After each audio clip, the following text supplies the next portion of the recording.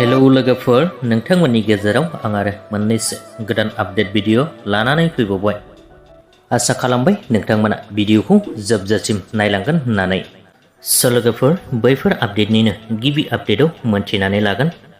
मिथि नार्जारी बिथांखौ मोजां मोनग्रा बिथांनि फलोवार्स नोंथांमोन गोबांथारानो बिथांनि फाव खालामनाय फैनो गोनां गराय फाख्रि मुंनि आबुं बर' सावथुनखौ जानो हागौ गोबाङानो नायनो थाखाय नेनानै दंमोन जानांगौ।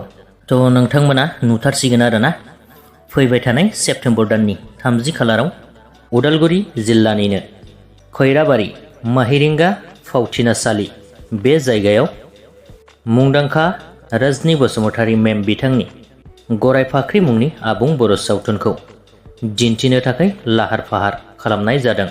बेनिखायनो जायफोर नोंथांमोना गराय फाख्रि मुंनि आबुं बर' सावथुनखौ नायनो थाखाय नेनानै दंमोन बै सानखालि लैहोर लैहोर थांनानै गराय फाख्रि मुंनि आबुं बर' सावथुनखौ नायहैनो हागोन आरो बै सानखालिनो गोबांथार बे सावथुननि आर्टिस्टफोरखौबो नोंथांमोना बेवहाय नुनो मोननाय जागोन।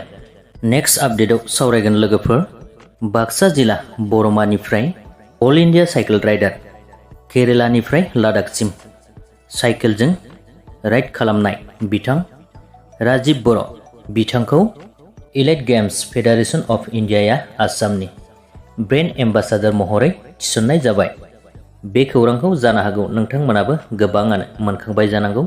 लोगोफोर खौरांखौ मोननानै जोबोरैनो गोजोननाय मोनदों मानोना बिथाङा जोबोर खस्थ'जों राइड खालामदोंमोन आरोना। बिदिनो बिथाङा इयुनावबो जौगालांबाय थानो हाथों आरो बिमुं मोनलांबाय थानो हाथों बेखौनो बिथांनिसिम बोर सारस्रिहरनाय थाबाय। लोगोफोर बेजों लोगोसे दिनैनि बे सुंद' आपडेटनि भिडिअआबो बेखिनियानोमोन।